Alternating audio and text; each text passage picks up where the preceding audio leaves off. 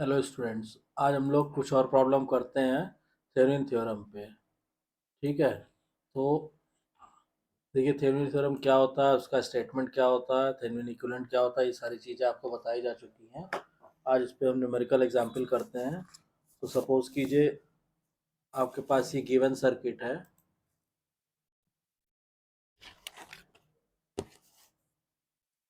ठीक है, मान लीजिए ये क्वेश्चन नंबर 1। ठीक है, अब इसमें आपके पास ये एक सर्किट दिया हुआ है। से सपोज कीजिए ये है करंट सोर्स, ये रेजिस्टेंस, फिर ये एक डिपेंडेंट सोर्स,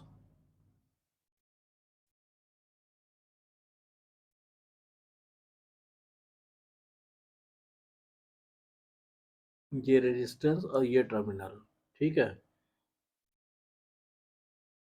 ये मान लीजिए x है, ये y है, और इसके साथ में ये एक रेजिस्टेंस लगा हुआ है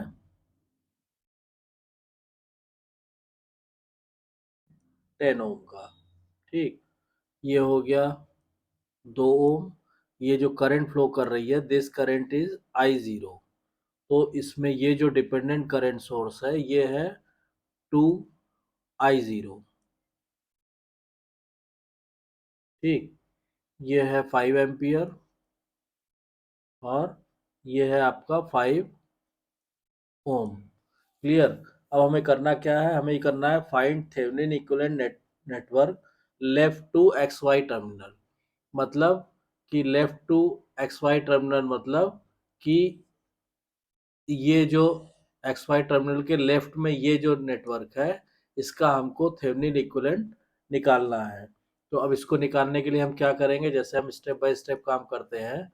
जैसे हमने मान लीजिए यहाँ लिखा सॉल्यूशन। ठीक है, अब सबसे पहले हम क्या करेंगे, 10 ओम रेजिस्टेंस को रिमूव कर देंगे। यानी ये जो 10 ओम रेजिस्टेंस है इसको रिमूव करके तो बाकी का जो हमारा नेटवर्क रह जाएगा वो रह जाएगा हमारा ये ये ठीक है, ये डिपेंडेंट सोर्स जैसे है वो रहेगा, और यहाँ पे ये 2 ओम, ये 10 ओम वाले को हमने रिमूव कर दिया। ठीक है, ये 5 एम्पियर, 5 ओम, ये 2I0, ये 2 ओम। ठीक है, सबसे पहले क्या किया हमने, इसको रिमूव कर दिया और इसके अक्रॉस जो वोल्टेज है वो मान लीजिए हो गया VOC। ठीक है, अब यहाँ पे VOC आप निकालेंगे तो VOC कितना हो जाएगा, ये देखिए 5 ओम ये है और 5 एम्पियर ये है। ठीक, तो यहाँ पे सीधा सीधा VOC इज इक्वल टू हो जाएगा आपका 5 × 5, मतलब 25 वोल्ट आ जाएगा।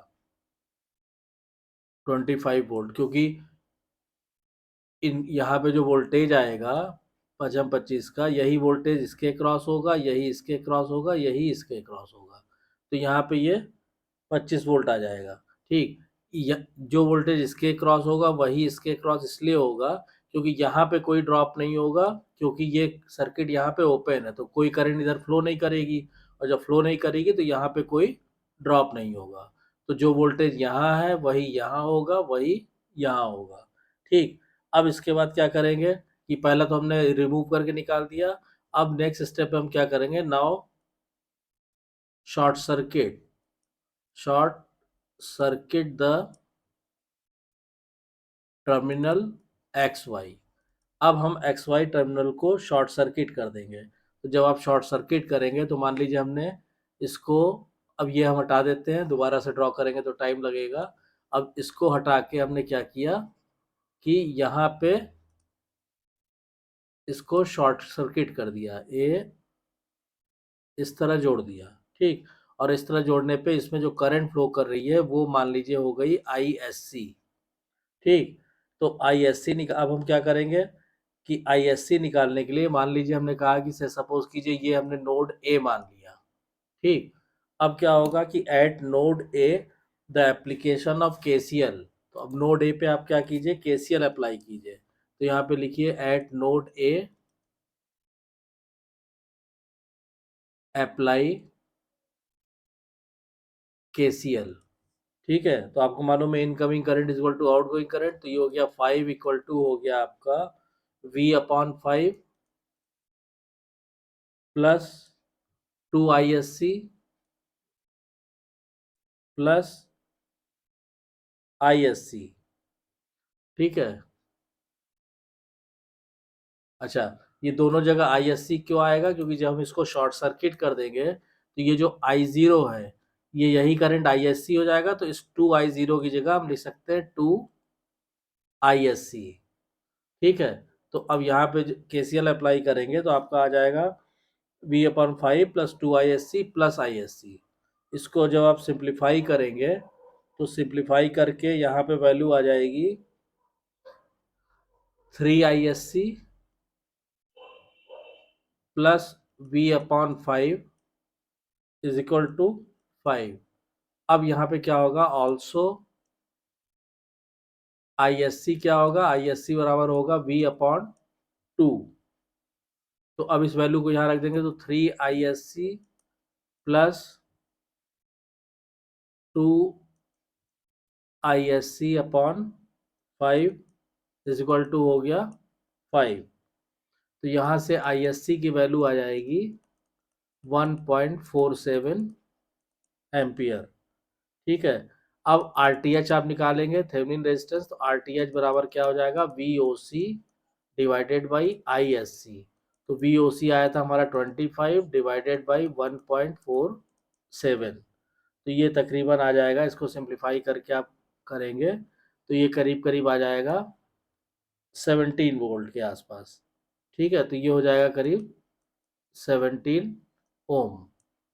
ठीक है, अब इसका मतलब क्या होगा कि अब जब इक्विवेलेंट सर्किट आप ड्रॉ करेंगे इसका, तो ये हो जाएगा, यहाँ पे आप दिखा दीजिए इस तरह VOC, तो VOC की वैल्यू हम लोग निकाल चुके हैं, यहाँ पे हो जाएगा RTH की वैल्यू हम निकाल चुके हैं, और ये हमारा XY टर्मिनल। तो RTH यहाँ पे कितना आ गया, करीब 17 ओम RTH हो गया, और VAC इक्वल टू हम लोग निकाल चुके हैं 25 वोल्ट। तो ये जो हमें थेवेनिन इक्विवेलेंट निकालना था XY टर्मिनल के लेफ्ट साइड में, वो ये निकल के आ जाएगा। ठीक,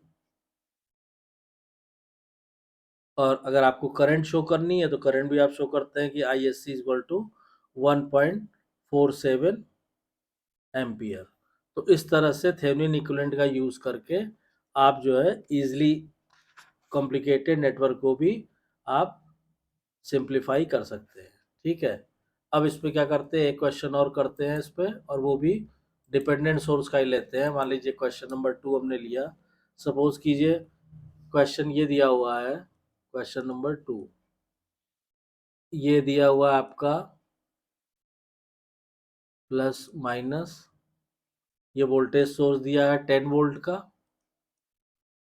ये रेजिस्टेंस दिया है। ठीक है, यहाँ पे एक करंट सोर्स दिया है 2 एम्पियर का, और यहाँ पे एक डिपेंडेंट सोर्स दिया हुआ है इस तरह, माइनस प्लस, और 4 V0। और V0 क्या है, V0 है ये जो 1 ओम का रेजिस्टेंस है, इसके अक्रॉस जो वोल्टेज है दैट इज V0। ठीक, और यहाँ पे ये 2 ओम का रेजिस्टेंस लगा हुआ है। अब हमें करना क्या है, find the power loss in 2 ohm resistor using Thevenin's theorem. अब हमें ये करना है, find the power loss in 2 ohm resistance using Thevenin's theorem. ठीक, अब इसको जब आपको सिंप्लीफाई करना होगा तो किस तरह करेंगे, सबसे पहले 2 ओम का रेजिस्टेंस आप रिमूव कर दीजिए। ठीक, तो इस 2 ओम के रेजिस्टेंस को जब आप रिमूव कर देंगे तो सर्किट आपका केवल ये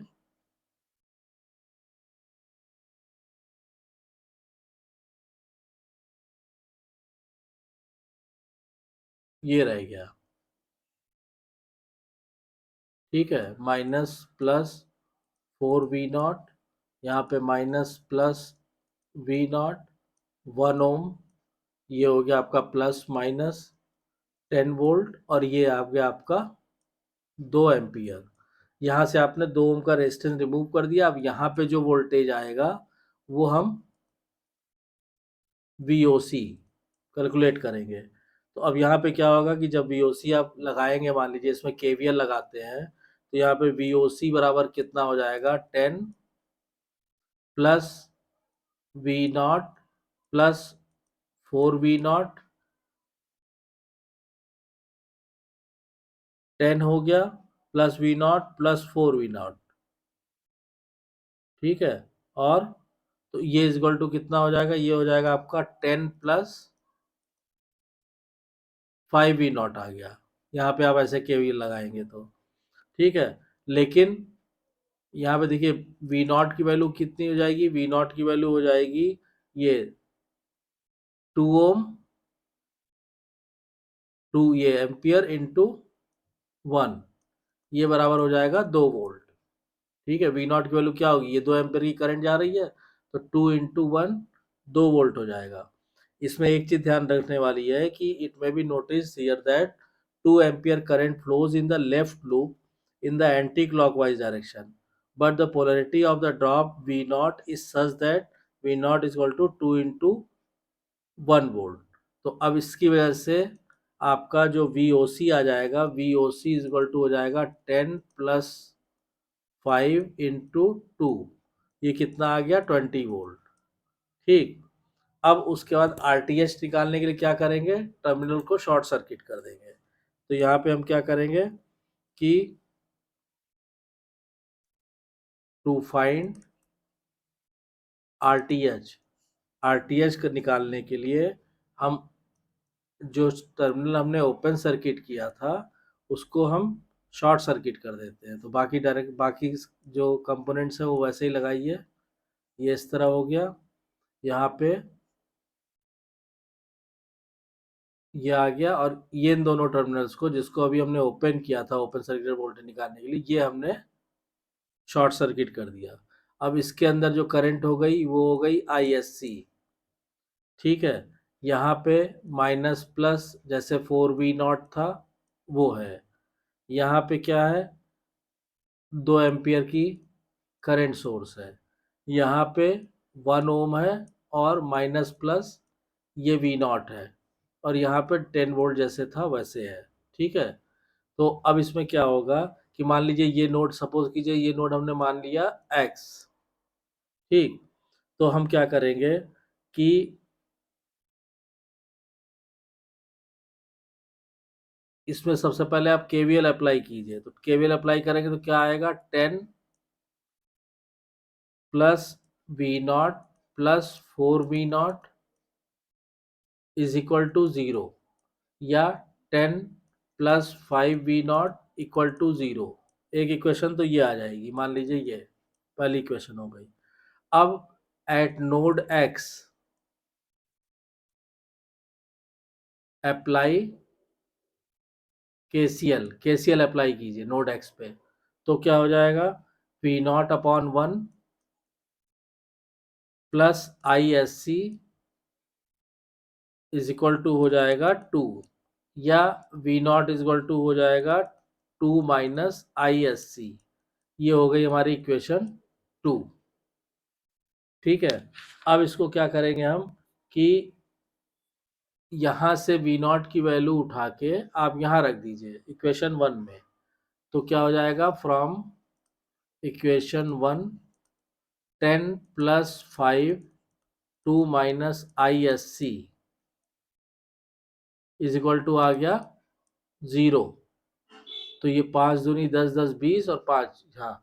तो यहाँ से जब आप सॉल्व करेंगे तो ISC की वैल्यू कितनी आ जाएगी, ISC आ जाएगा 4 एम्पियर, ठीक है। तो RTH की वैल्यू, RTH बराबर VOC बटे ISC। तो VOC कितना आया था, ये आया था 20, और ISC कितना आ जाएगा, ISC हो जाएगा 4, यानी डिवाइड करेंगे आप 5 ओम का RTH आ गया ये। ठीक है। अब करंट थ्रू 2 ओम रेजिस्टेंस, तो अब इसमें क्या होगा कि इसके थ्रू जो करंट बहेगी, करंट थ्रू 2 ओम रेजिस्टेंस, ये कितना आ जाएगा, ये आ जाएगा आपका, यहाँ पे आप चाहे तो लिख सकते हैं कि I current through 2 ohm resistance, ये कितना आ जाएगा, ये हो जाएगा VOC divided by RTH plus ISC, ये आ गया।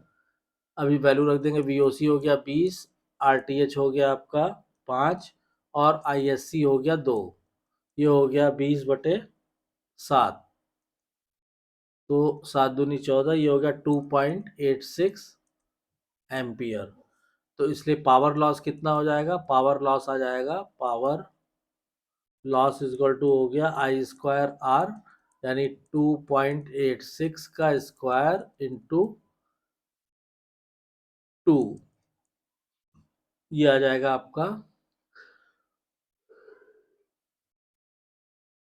16.36 वाट।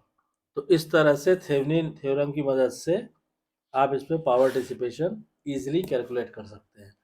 तो आई होप कि आपको थेवेनिन थ्योरम के कॉन्सेप्ट एकदम क्लियर हो गए होंगे, और अभी भी अगर कोई डाउट या कन्फ्यूज़न है तो कमेंट लाइन में कमेंट करके पूछिए। और अगर वीडियो कंटेंट पसंद आ रहा है तो वीडियो को शेयर कीजिए, लाइक कीजिए, चैनल को सब्सक्राइब कीजिए और नोटिफिकेशन बेल को ज़रूर ऑन कर दीजिए ताकि नेक्स्ट वीडियो की इन्फॉर्मेशन आपको टाइम से मिल सके। Thank you.